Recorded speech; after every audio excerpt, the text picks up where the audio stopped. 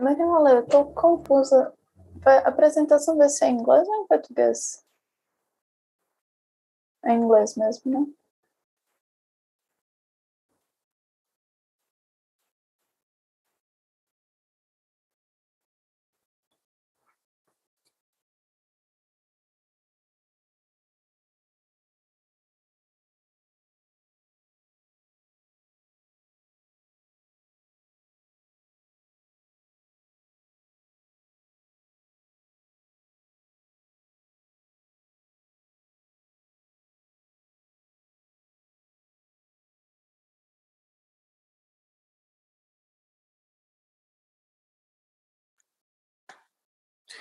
So, good afternoon again, everyone. Welcome to our second special session, Multimodality in Sign and Speech. In this session, Camila, Antônio, Barros and Heliana Mello will present their research paper entitled O alinhamento entre as unidades prosódicas não terminais e frases gestuais. The presentation should last 20 minutes. After that, each debater will have up to 20 minutes to discuss with the presenters. By the end, we'll have 10 minutes for questions from the audience. Before handing the word over to the presenters, I would like to briefly introduce our debaters, who, on behalf of the organizing committee, I would like to thank. Professor Alessandro Panunzi holds a PhD in linguistics and is currently an associate professor at the University of Florence, where he teaches linguistics and corpus linguistics. At the same university, he is a member of the Italian Linguistics Laboratory Research Unit and of the Philology, Italian Literature and Linguistics PhD Program Board. He also teaches general linguistics at the Catholic University of the Sacred Heart, and he has been an invited professor at the Federal University of Minas Gerais and at the University of Warsaw. He took part in national and international projects devoted to the constitution and exploitation of language resources. He has been the principal investigator, coordinator of the project Multimodality. He is currently responsible for the University of Florence research unit in the project Impacts, implicit manipulation in politics, quantitatively assessing the tendentiousness of speeches. His research interests range over spoken language analysis, corpus linguistics, prosody pragmatics, lexical semantics, cognitive linguistics, and computational linguistics. The core areas of his research are the correlation between prosodic forms and pragmatic functions in spontaneous speech, and the study of semantics properties of the verb lexicon starting from corpus analysis. Today, we also have Professor Rilliard, who holds a PhD in cognitive sciences from the Institut National Polytechnique de Grenoble. He is currently a member of the editorial board of the Journal of Speech Sciences, a member of the editorial board of Diadorim, and a CNRS researcher at the Interdisciplinary Laboratory of Digital Sciences, and an invited professor at the Federal University of Rio de Janeiro. Today, we also have Professor Marianne Cavalcante, who holds a master's degree in linguistics from the Federal University of Pernambuco and a PhD in linguistics from the State University of Campinas. She is currently a professor at the Federal University of Paraíba. She has experience in linguistics with emphasis on language acquisition, working mainly on the following topics: language acquisition, mother-infant interaction, prosody, multimodality, and literacy. So please,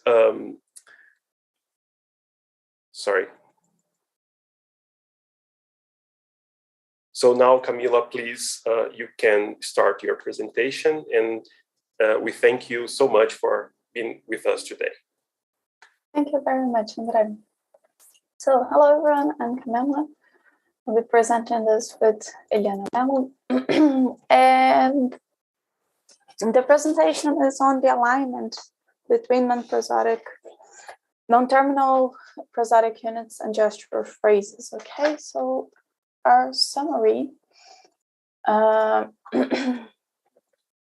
So this, and here we have a summary of what we will see here today, and this is going to go from the theoretical background for both gestures in the language and tech theory, the theory that we use to on the speech part of our corpus, the methods of the BGES corpus, and the gesture and prosodic alignment. We're going to spend a little more time in this part of the presentation, and then we're going to go to results and discussion. Okay, any problems with my sound or video, please let me know. Okay, so where do we start regarding gestures? Along this week, we have seen different kinds of gestures and different kinds of definitions of gestures. Here we're going to talk about the visible bodily actions as it was defined by Camden and worked throughoutly by McNeil. And this is those bodily movements that we can perform during when we are speaking that express our intentions, interests, feelings, and ideas. Okay, maybe it's very important to say that there are some theories that even ground the origins of languages in those kinds of gestures. Okay, maybe the first thing that you all think when I talk about gestures as a visible bodily action is on those kinds of gestures, as a military salute, giving arms, or even cheering, okay? But actually, those kinds of gestures are the emblematic gestures. They're highly conventionalized, culturally bounded, but they are extremely rare when we look at a corpus. And because they have already a meaning, sometimes they could fill up a slot where there could be a language, could be something could be spoken, but we have a gesture on the other hand. The key gestures are the ones that I'm making right now. I'm not really fully conscious of which gestures do I make. I do not predict what gestures I'm going to make. They simply flow along with my speech. Okay?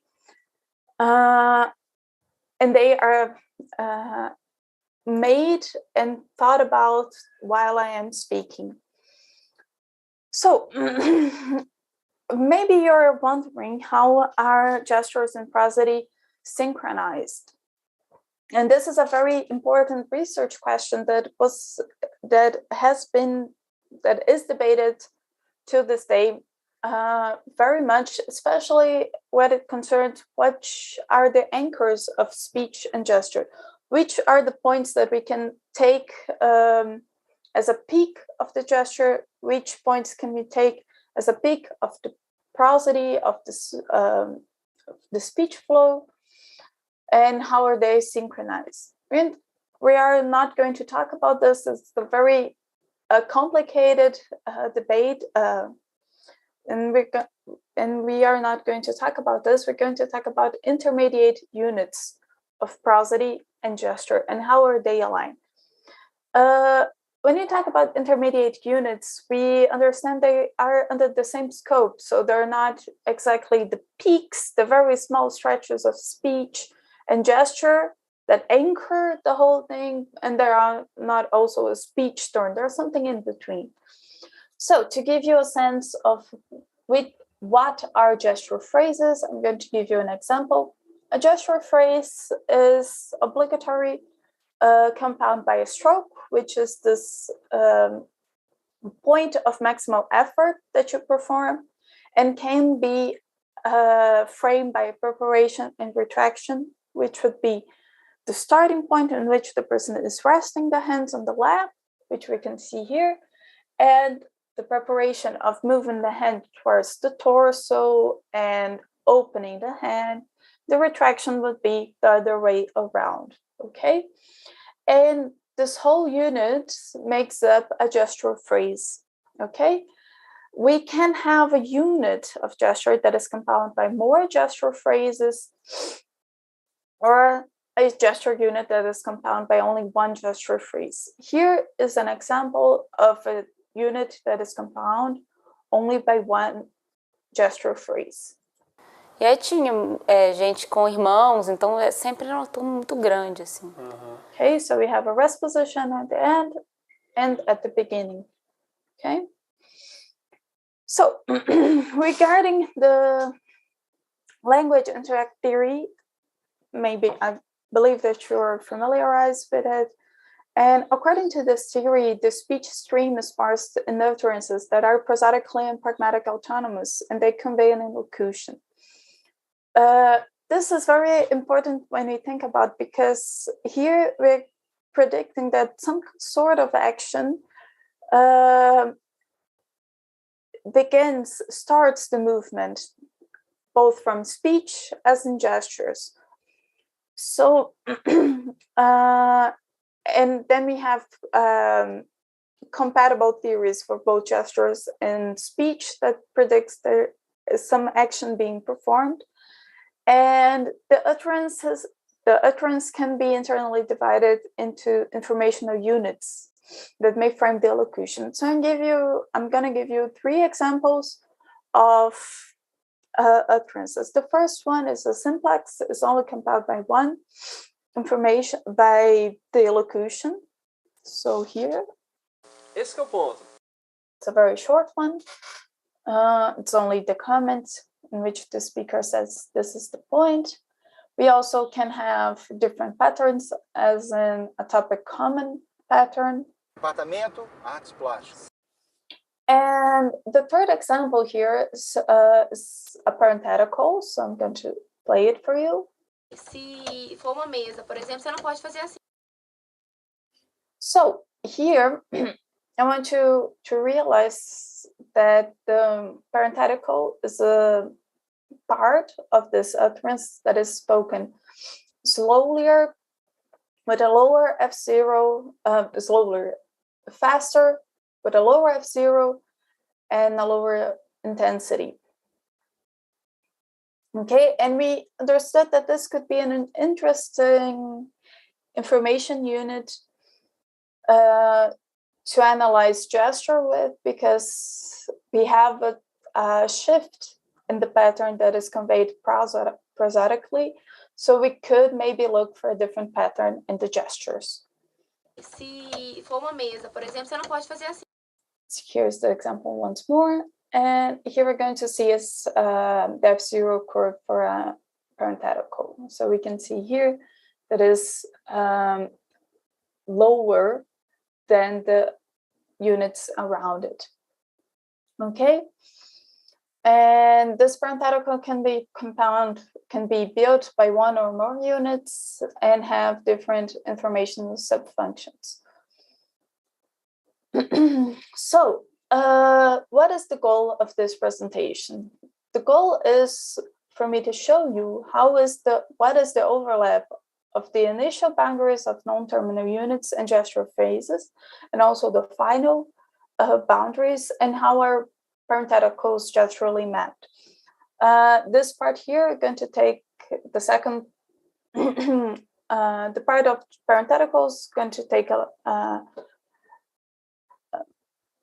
we're going to talk about very quickly, but we're going to talk more about how the overlap was calculated and which conclusions can be drawn from it. And it's important to say that this work was grounded on Contalini's work on recited and spontaneous speech that stated that gestures and prosodic units, according to the language interact theory, they overlap and they also may convey the same meaning at the word level, informational unit, informational function, and elocutional value. So moving on to the BJOS corpus, we have here it was a pilot corpus from the Ciro Brazil research group, in which we compiled around 24 minutes and almost 4,000 words to analyze gestures and speech. I'm going to go through the methodology that consisted this corpus. First of all, regarding the participants, we tried to control different kinds of bias that could show up. So we excluded any participants who knew Brazilian Sign Language, because sometimes highly proficient speakers of Brazilian Sign Language can make a sign, make a gesture that is the same form as a sign. None of the cameras were hidden, but they were very small, and then we tried to remove them from the focus of the participant. And all participants provided their term of consent for voice and image. The participants were either born in Belo Horizonte or lived there for at least 2 years, and they were from an undergraduate level up to working with an university degree. We compiled only monologues with high acoustic qualities, and the participants were from 18 to 50 years old, okay? The criteria that we used to select the time stretches from the corpus, the videos that would compound the corpus, were the ones in which the participants gestured for at least 30 seconds. So regarding the data treatment, we annotated the speech part on PRADs, and we annotated the terminal units, the non-terminal units, and their formation structure, following very much the same structure from the oral corpora. And then we imported those tiers to Elan, and we annotated in Elan gesture units, gesture phrases, gesture phases. And in the gesture phases, we also annotated the movement, position, orientation, and hand shape of the gesture. This is all a simplification of the template provided by Blaise, and Mello, because to annotate gestures is a very consuming task, and we cannot annotate the whole template, only some key features of it. So here, this is an example of the spoken annotation, and this is how the files of the corpus look like in the Elan format. Okay. The participants did not have their face blurred in the videos of the corpus, but as we are here in the Congress, they had to be blurred. I mean, during the coding sessions. And this cannot be fully available to third parties due to legal reasons, but the corpus architecture is, we have the files, the multimedia files, textual files, and metadata. And the metadata looks a lot like the CRO Brazil family corpus family. And here is an example of one of the videos that we compile in this corpus, and this is one of them. E outra que, na cultura grega, né, digamos assim, pelo que a gente tem de crítica até hoje, né, que consegue entrever isso, é muito importante a questão da procedência, né? This is just to give you an example of what kinds of videos do we have, but this is only a small stretch, and we could not fit the whole Elan presentation in a PowerPoint slide. E outra que... So, moving on to the data analysis, we had a quantitative and qualitative analysis of both gestures and parentheticals. But here we're going to focus on the prosody and gestures analysis and how are the agreement between the similar breaks. So, from Elan, we could retrieve the speech data and the gesture data with their time marks. And we wanted to look to non-terminal units and gesture phrases, and we wanted to look how were their correspondent. This meaning that we looked for the closest stroke that overlapped the most with the non-terminal units and tried to be and analyze how those two units worked together, how were they overlapping with each other. because if the stroke is contained in most part of the non-terminal unit, this means that they can be understood as synchronous. Okay. This is not exactly what Loer and Cantalini did, but a closer comparison can be found in Barros. So we made up a script, and for each, and the script takes into consideration the closest and most overlapping stroke to an intonation unit, as I just said. Okay, and this was throughout the whole file from each file of the corpus. Okay, and this would provide us with those with those features. So we knew how long, where did this stroke begin, where does it end, how long does it last, and so on from each interesting unit that we were looking to. And what we found is that for all information units, we have a sort of data for comment and parenthetical. The values of each feature, they derive a bit.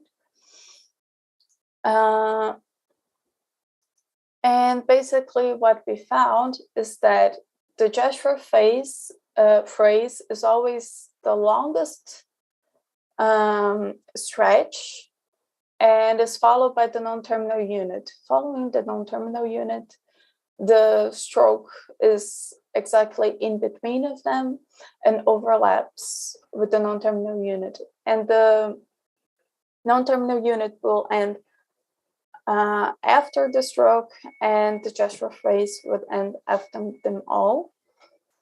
And this quantitative data point that the gesture speech alignment complies with excitations and lengthenings, modulating the preparation and retraction, meaning that as I am when I'm having an hesitation, I maybe stretch a little bit my preparation.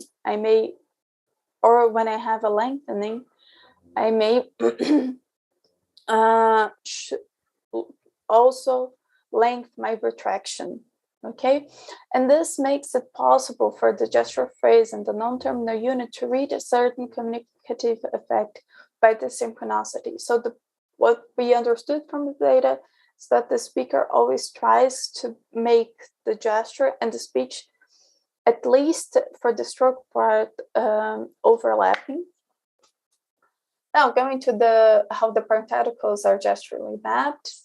This part would take a little bit, would be very short. We did find a change of pattern and an interruption of the gestural pattern, meaning that when the speaker was making a particular movement during the utterance, when they came to a parenthetical, they would change this pattern either by moving the hand shape, moving the position, moving the orientation. They would insert a data code. They would have an hesitation, or in some cases we have an interruption of the gestural pattern, meaning that the participant was gesturing normally, and when it came to a parenthetical, they would stop their gesturing, or the other way around. When the participant was making a parenthetical without moving their hands, they would start to gesture during the parenthetical. Okay. So the conclusion that we can take from all of this is that this work aimed at the study of prosody and gesture under the light of intermediate units, showing that language and tech theory is a coherent approach to gesture study. So we can find a very strong overlap from those units, and they point, and the data that we found point to an alignment that may rely on information unit, because it also marks some points of the parenthetical, for instance. And the qualitative results indicated that gestures follow patterns used in speech, such as the contextual adequacy to adjacent units to reinforce the content that it is verbally conveyed. And we believe that we have here promising results of the importance of the study of such intermediate units, mainly to understand how segmentation is organized, linking gesture and prosody. And this was our presentation. Thank you very much for listening.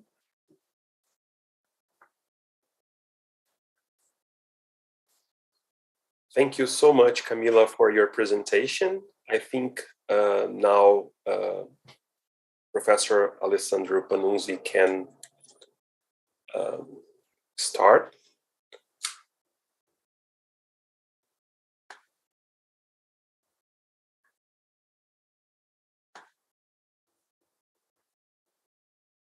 So welcome, Professor Alessandro Panunzi. Thank you so much for being with us today. Thank you. I was just setting on all the audio and video. Thank you for inviting me to this. Can you hear me? Is all okay? Okay. Thank you for inviting me to participate in this roundtable, in this session. It is very interesting. The topic is very interesting because the correlation between prosody and gesture shed lights on a lot of things in language. One of my first thinking is that prosody and gesture are both involved in language from the very beginning of language development. As it is well known, a lot of theories on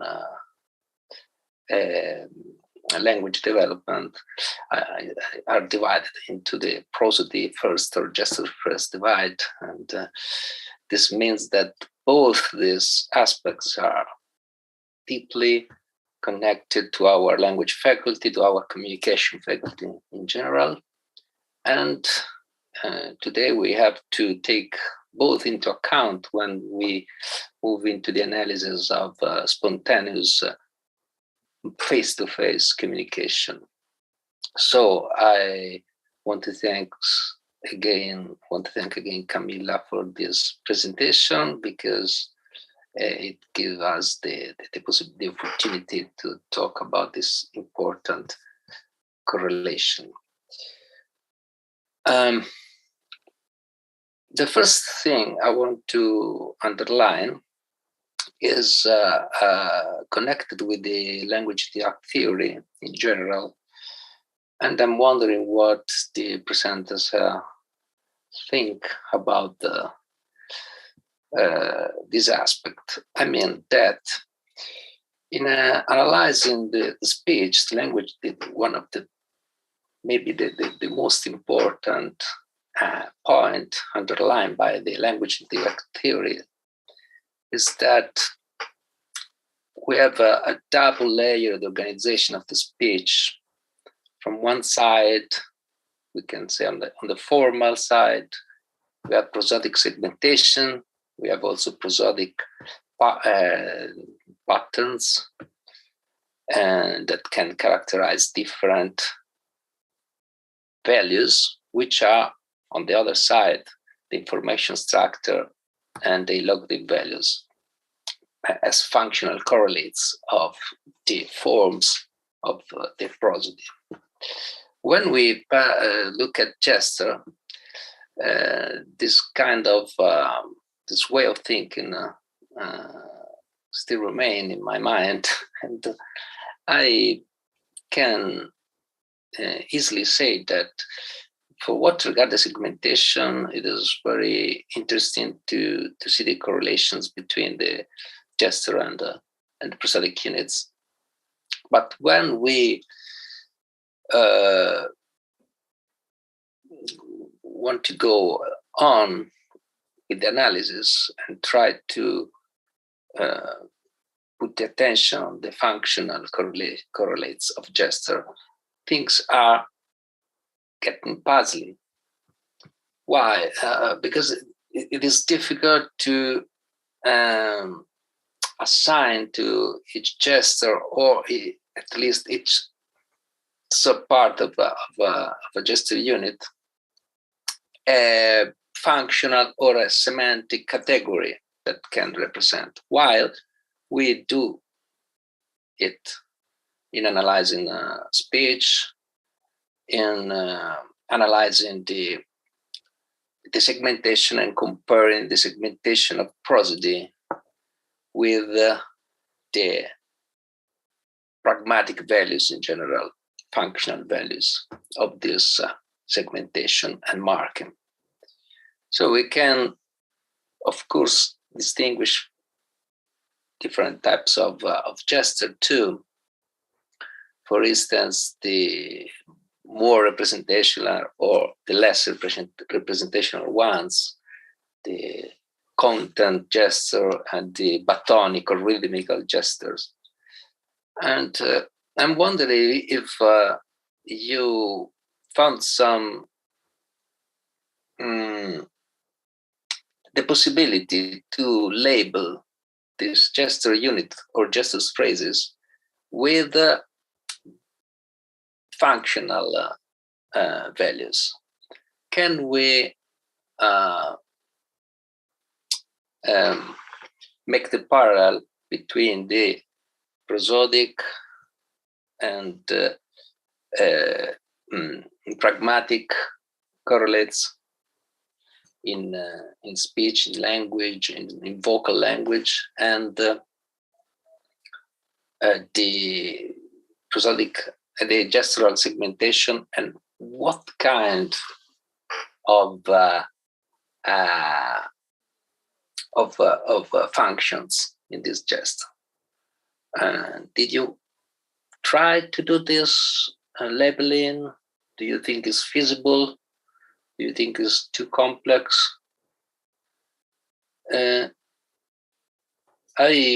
Before letting you to reply, I want to underline also the other aspect of the that is fundamental for the language of the theory, which is the correlation between prosody and elocution specifically.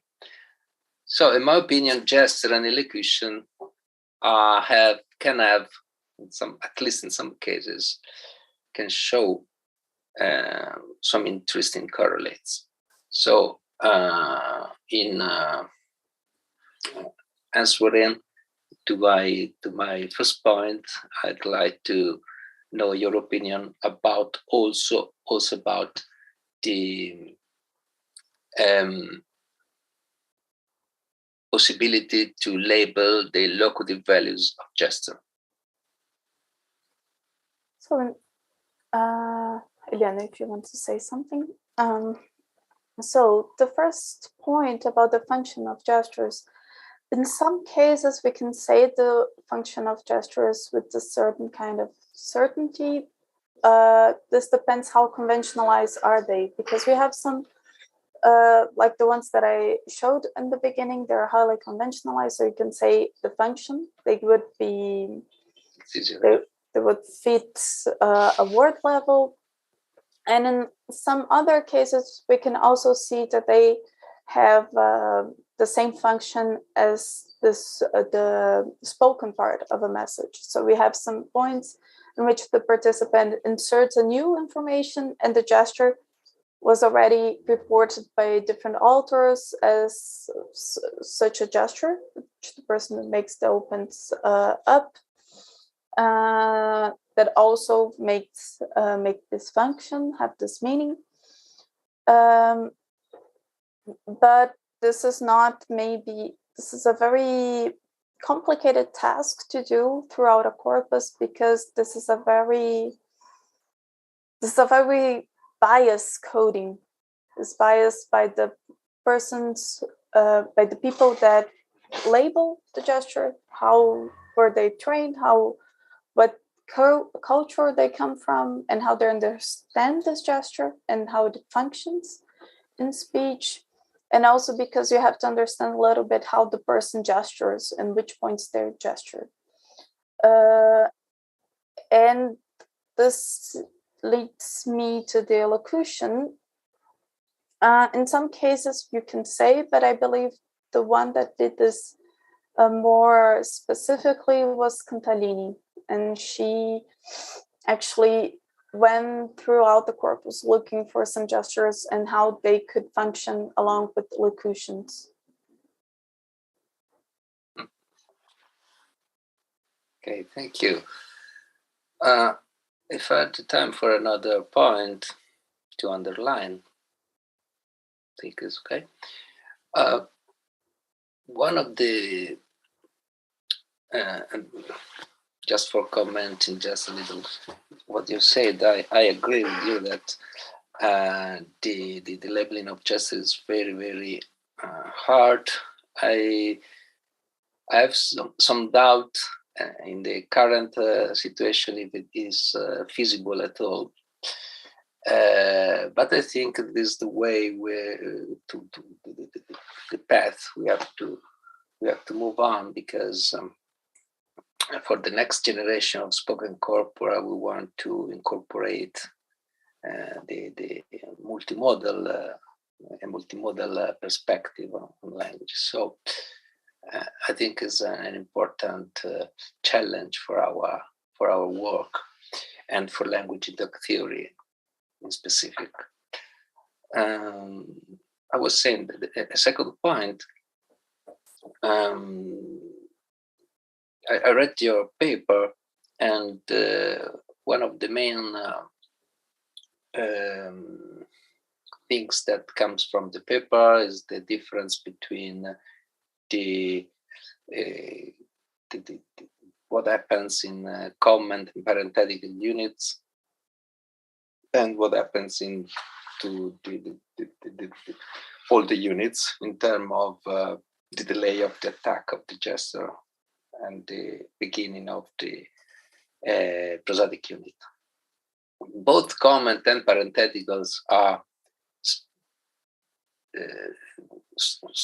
special units. They are both textual. They can also comment bears an elocutionary value, and the parenthetical are in some way the other unit that can be seen as potentially elocutionary at least.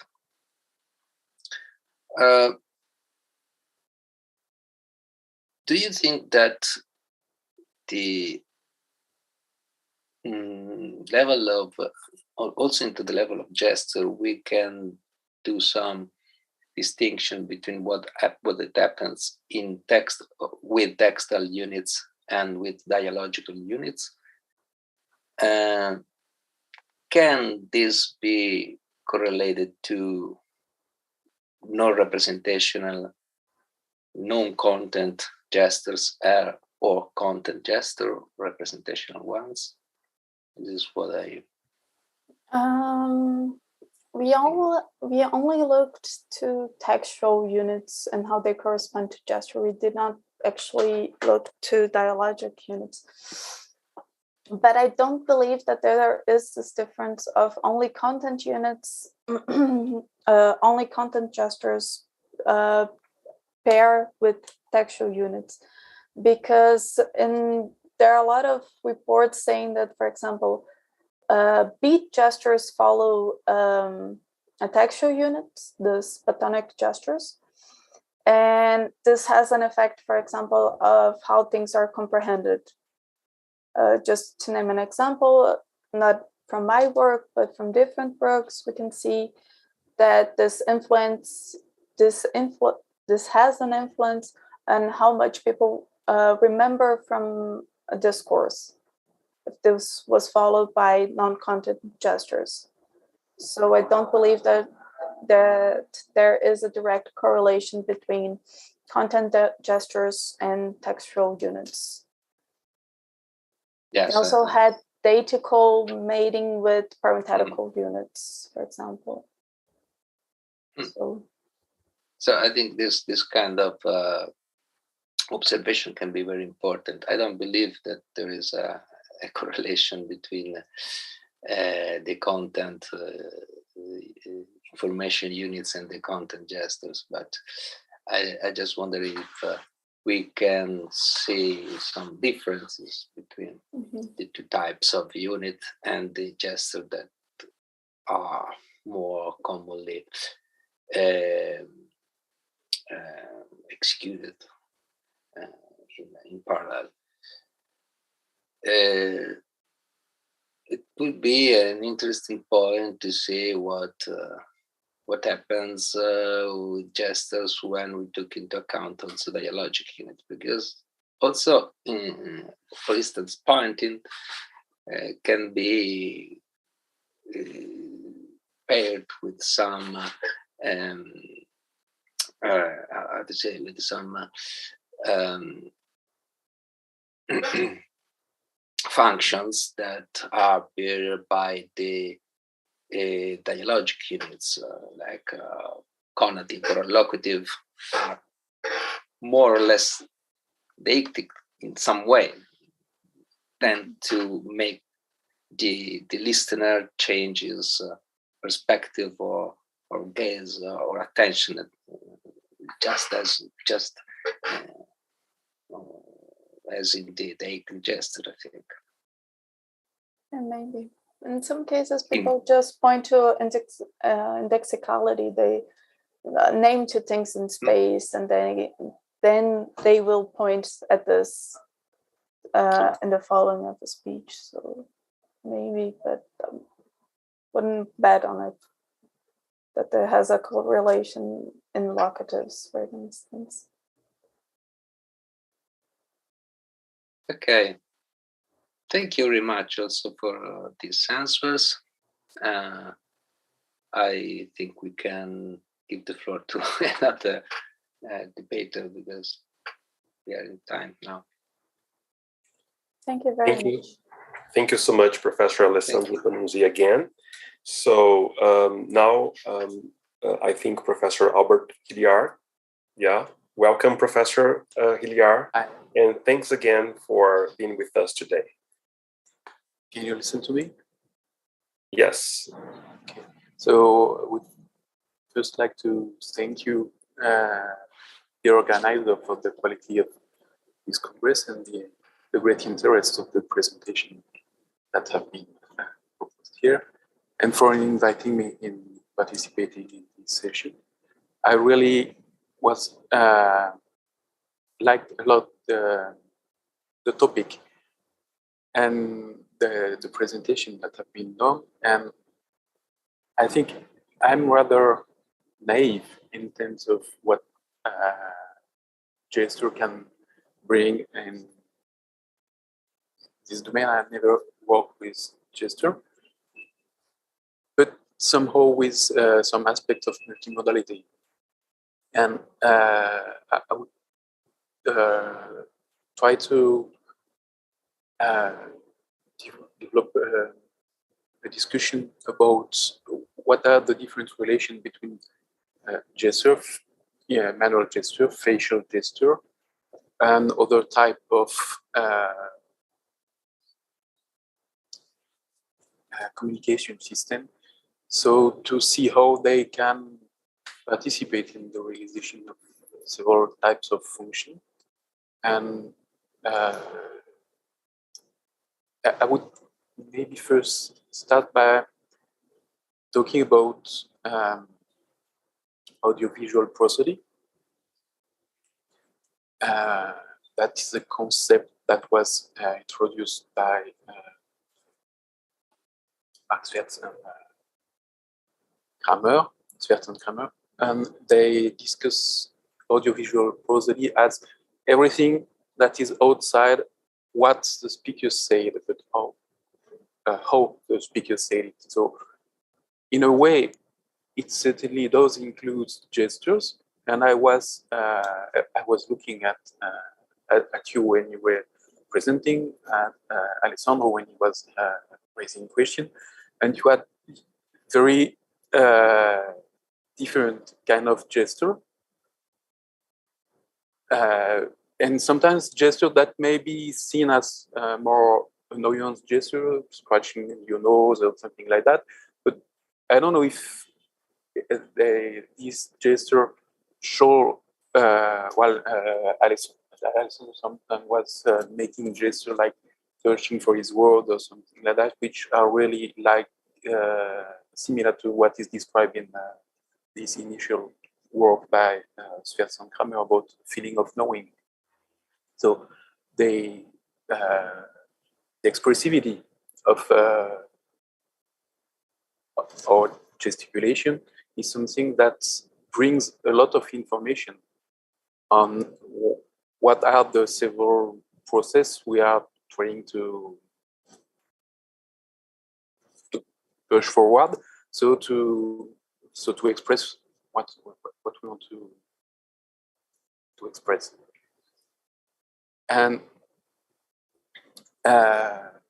so you are focusing here on manual gesture, and do you think that it is something that should be integrated with other kind of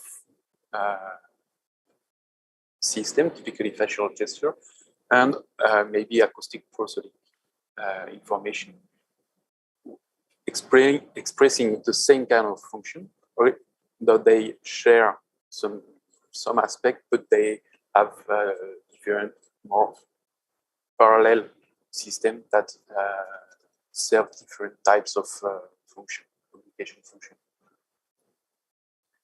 So this could be explained. I could answer this in a number of ways. So first thing, we can think about how are they started, and think about if there is the same starting point from gestures and prosody, and then from facial expressions.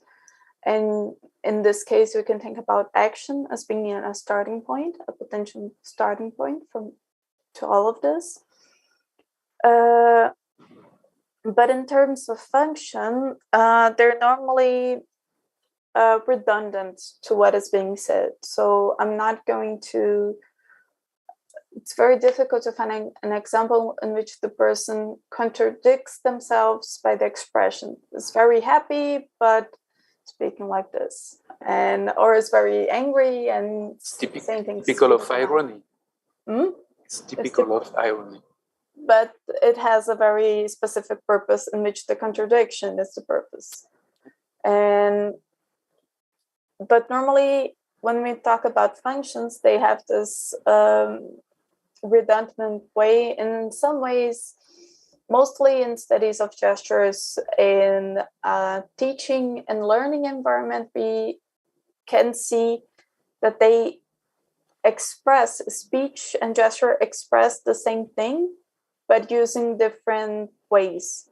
For example, when I'm talking about how to sum two numbers, and then I move my hands like this, the person may not understand the abstract process of summing, but they can understand that we are putting together two things.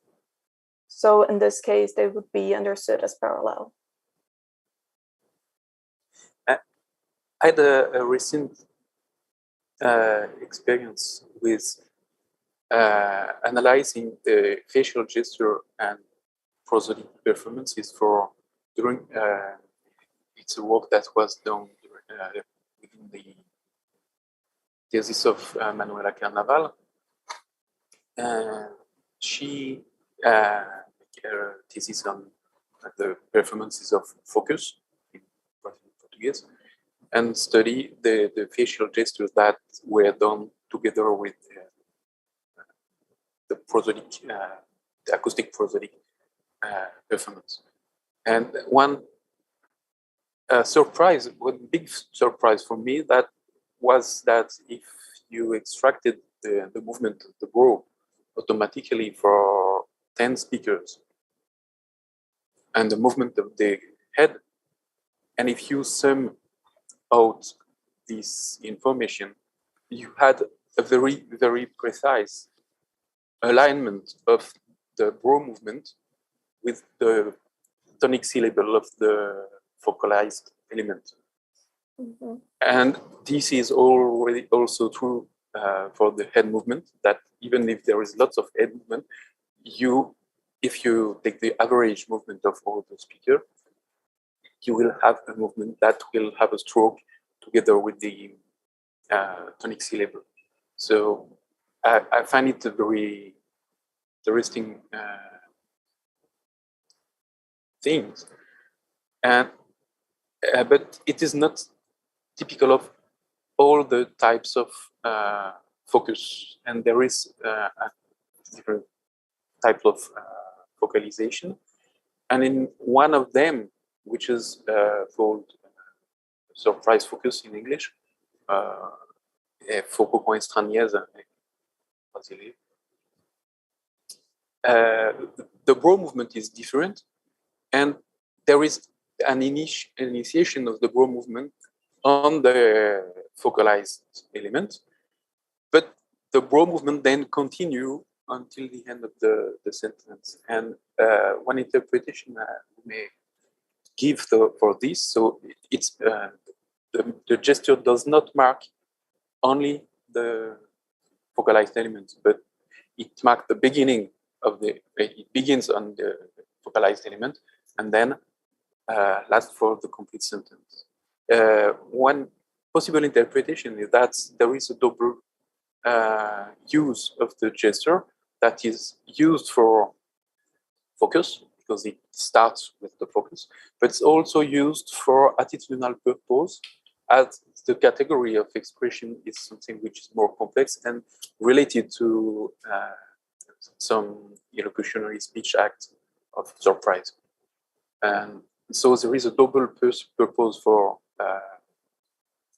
the gesture, which is something that also happened in acoustic prosody. And I wonder if there is some kind of similar kind of description of several functionality in gesture that has been done.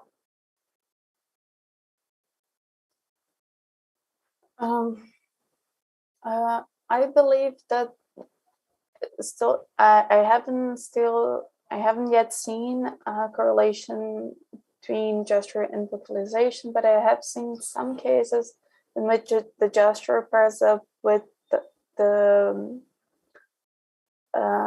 stressed syllable while doing another kind of movement that was not actually aimed to mark the stressed syllable.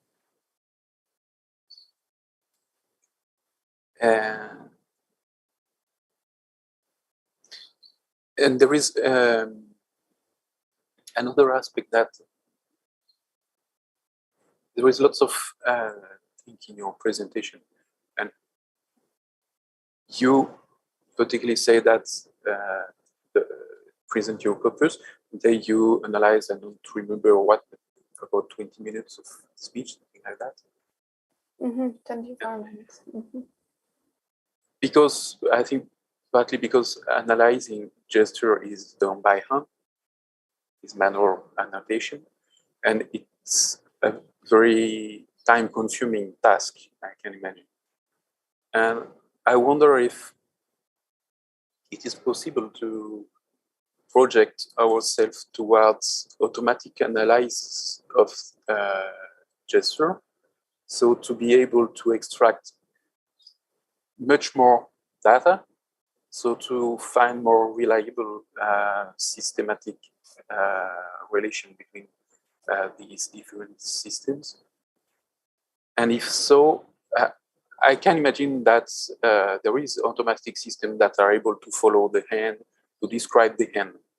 But describe the hand and the movement of the hand and everything, maybe it's not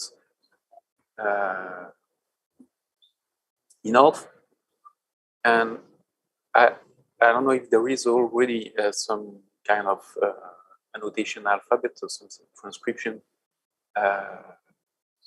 system that exists and that may be used for such kind of automatic analysis.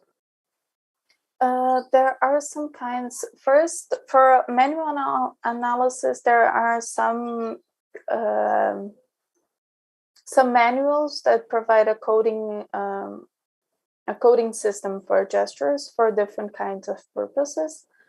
And regarding automated analysis of gestures, there are some methods. They're normally point to where are the shoulders, where are the arms, the elbows, and hands, and they try to automatically annotate this. I'm not sure which coding is used in this case. And some laboratories, they work with mocap, with motion capture. Yes. But there are some problems with motion capture because the person is always aware there are the sensors, so the person is a bit shy for a long time in the recording session. And do you know if for research in sign language, there is things that may be applied because obviously research in sign language are obviously interesting in gesture. If they already have system that allow such kind of analysis, or I think there are some kinds of gloves that you can use by doing so. That's also okay. Not from the whole video. There, no, not really. There are I know two possible approaches, one or two possible approaches only from the video, because normally the whole capture has to be in this kind of system. And I'm not really sure that those kinds of analysis were already peer-approved and then can be used to annotate something. I don't know their error rate to be used. I don't know if I have still time for another question.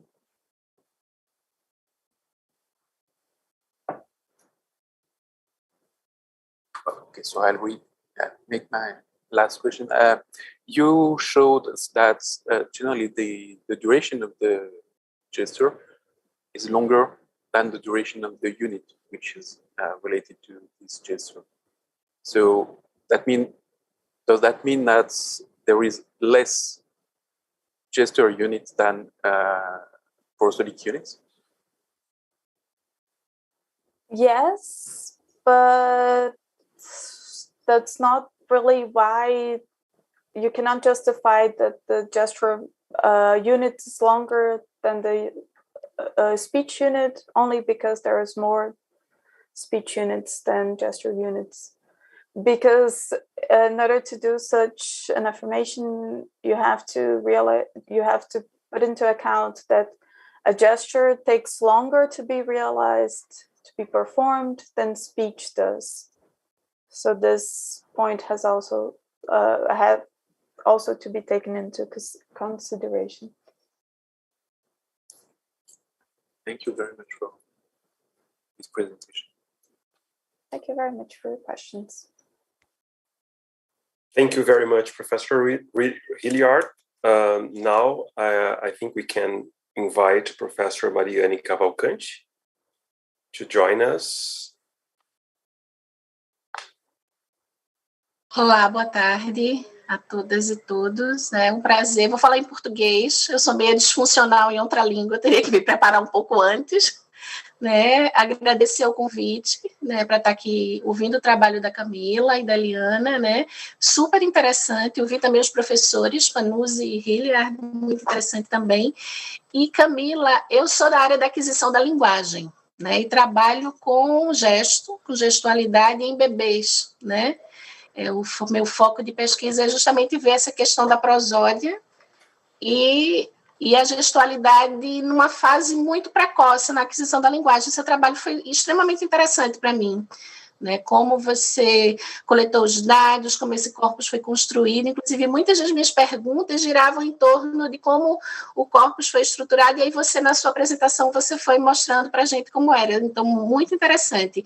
Eu trabalho com dados de diálogo, né, adulto-criança, né, em contexto livre, né, ou seja, as crianças brincando, os bebezinhos brincando com seus pais ou cuidadores, ou agora a gente está fazendo uma coisa meio meio experimental, que é convidar eles a contar coisas, né, e ver como é que em narrativas essa gestualidade vai se apresentando, né? E aí eu queria entender um pouquinho, né, a tua escolha, não é? O que foi que motivou ver o alinhamento na relação com os parentéticos e com os comentários, né? E você fala muito dos parentéticos aqui no trabalho, fala dos comentários também. E eu queria que você depois também falasse um pouquinho para a gente como foi que gestos estavam mais presentes, não é? Quando você fala do ataque, quando você fala da suspensão, né? Como é a forma gestual, né? Eu fiquei curiosa, eu sei que nos slides você mostrou mais ou menos a indexicalidade e tudo mais, mas eu queria que você falasse um pouco, por exemplo, desses momentos de suspensão, né? Quando eu vou entrando no movimento que vai acontecer o funcionamento parentético. Como é a forma gestual? Houve formas gestuais predominantes, né, nos teus dados ou não? Não é?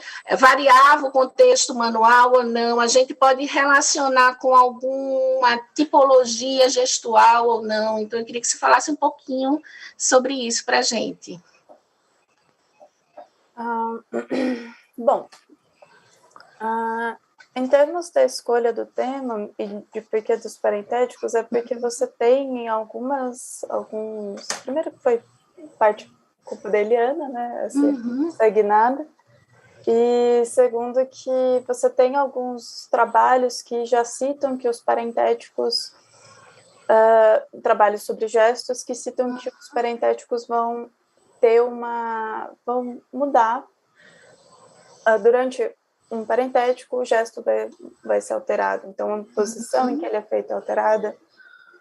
Se você tem gesto, você vai parar de ter durante o parentético. Então, a gente foi olhar mais ao fundo disso, se realmente era uma coisa, era um exemplo ad hoc, ou se ele realmente se comprovava assim.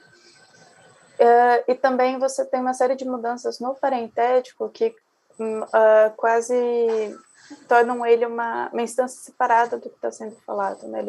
Ele é quase descolado do enunciado. Então, a gente quis olhar se isso também se mostrava dentro do gesto, se você tinha esse descolamento, né? Isso também poderia ser, em teoria, visto em unidade, em discurso reportado. Em termos de gesto predominante, não teve nenhuma forma muito predominante nos gestos. O que acontece é que, normalmente, por exemplo, o que a pessoa está falando, às vezes ela está começando aqui, aí ela começa a gaguejar, não estaciona nessa região, por exemplo. Isso depende muito de qual gesto. O que eu lembro agora de uma predominância é que os gestos eram sempre feitos nessa região. Aqui. Não exatamente na frente do rosto, mas não exatamente no centro, né, do tronco. Mas não tinha nenhuma forma de mão, não teve também nenhum viés de lado, então canhotos não fizeram mais gestos para a esquerda e destros também não fizeram mais gestos para a direita. Não teve nenhum tipo de padrão propriamente dito que era verdadeiro para o corpus inteiro. Então, ou seja, eles foram bem ecléticos do ponto de vista gestual, né? Nem mãos abertas ou mãos mais encaixam. Talvez mais abertas e teve uma predominância de movimentos retos também. Mas não foi uma coisa assim, nossa, 90% foi de um jeito e os 10% restantes foram de outra categoria. Não, era mais ou menos dividido. Certo. Uma outra pergunta é que você fala do script, né, que está na versão beta, que no teu texto, né, no teu texto escrito, e que ele tem sido uma ferramenta super importante. Aí eu queria saber um pouco dele. Fala um pouco para a gente de como ele foi estruturado, né? O script ele está numa versão beta porque ele não é totalmente automatizado, tem várias operações que têm que ser feitas manualmente. Mas basicamente ele pega os arquivos do Elan com as marcações de tempo e ele primeiro escaneia primeiro ele olha para o stroke, né? Pode ser traduzido como golpe, como ataque, vendo quais as fronteiras de tempo, depois olha para as fronteiras de tempo da frase gestual, e depois, uma vez que ele tem isso, ele vai iterar por todas as unidades internacionais daquele arquivo e procurar qual se sobrepõe, qual que está mais perto disso. Aí, no caso do stroke estar sobreposto com mais unidades, ele vai procurar, vai escolher aquela que ele se sobrepõe por mais tempo. E para calcular Aí depois ele calcula a quantidade, a proporção de sobreposição e dá os dados de início e final. Certo. E um pouco na linha do que já foi perguntado, eu acho que foi por Rilliard, eu queria saber um pouco assim, vocês se centraram nas fases gestuais e o foco foi manual, né? Mas vocês pretendem ampliar essa análise em trabalhos futuros para a questão da face, do movimento de cabeça, movimento do queixo, né? Os ombros ou não? Vocês vão, assim, a ideia é continuar nessa linha das mãos, né, do movimento manual, né? Então, eu queria ouvir um pouquinho como é que você pensa, para além do que já foi feito. Eu corri, fui atrás da sua dissertação também, né, que você cita no... Eu fui, passei uma vista, né, fui dar uma lida nela, então achei extremamente interessante. E aí eu te pergunto, o rosto vai entrar? Essa face vai entrar? Né? Esse corpo que também está compondo esse funcionamento gestual, que está orquestrando também essa relação gesto-prosódia, vai entrar? Olha, pessoalmente, meu maior interesse atual é na organização rítmica dos gestos com a fala. Então, não, mas eu imagino que a Heliana saiba quais os caminhos as pessoas do grupo estão pensando atualmente fazer. Por enquanto, nada de face envolvido. O estudo da face envolve um outro tipo de metodologia, né? Isso. Nós queremos expandir para outras unidades informacionais, fazer certas medidas, como o Alessandro mencionou, olhar as unidades dialógicas, né, e textuais, ter uma ideia melhor de como realmente essa gestualidade de mãos, braços, tronco funciona.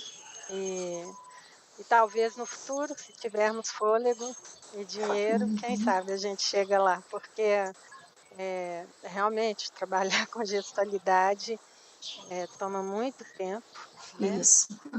E a nossa analista gestual mor está prestes a partir para um doutorado na Alemanha, nós vamos perdê-la. Então, o treinamento da equipe também é algo que é bastante demorado, né, em termos de investimento de tempo e tudo mais. Mas considero que seja super importante, em algum momento, fazer essas considerações também em relação à face, como disse o Ober, né? A racionalidade também está na face, então seria importante, realmente. Pronto, então eu agradeço, né? Agradeço os comentários de Heliana e de Camila e parabéns pelo trabalho de vocês. Obrigada. Nós aqui agradecemos, professora Marianne, pela sua colaboração. I don't see any questions from the audience. If anybody wants to pose a question, you can post it on the chat. Oh, now I see something.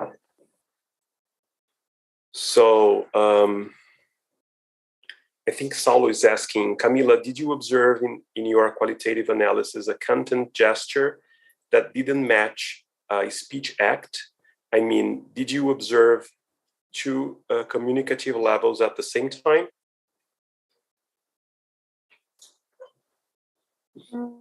I believe not. If that happened, then it wasn't I don't remember of seeing something like this. That was that there was a mismatch between speech and gesture. At least I don't remember seeing it. They were mostly complementary, yes, because there's sometimes the gesture will portray something, will convey something that speech cannot. So the person would say, okay, and then they went there, and he would make a very fast movement indicated that they were there, that they went there very fast, for instance. This happened in the corpus.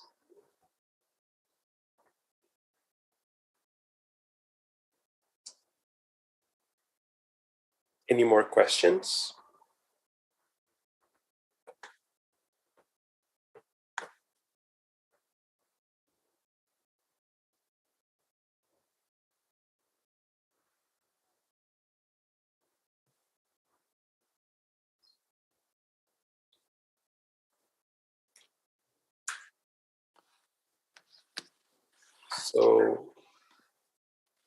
So apparently no more questions. So I would like to thank you, Camila, and congratulate you on your research project. Very interesting. And I'd like again to thank Professor Alessandro Panunzi, Professor Rilliard, and Professor Marianne Cavalcante for being with us today and sharing your knowledge and making so much contribution to Camila's work. So thank you so much. And I hope everyone had a great time. And I think this is the end of this session. We will meet again at 6 p.m. for our last session of the day. Thank you so much for everyone being with us today. See you. Thank you very much.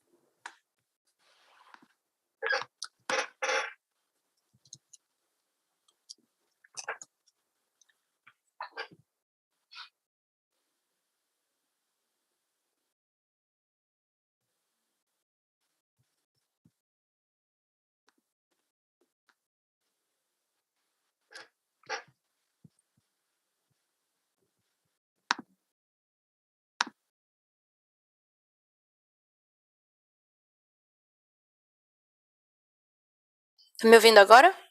Agora sim. Muito obrigada, gente. Tchau, tchau.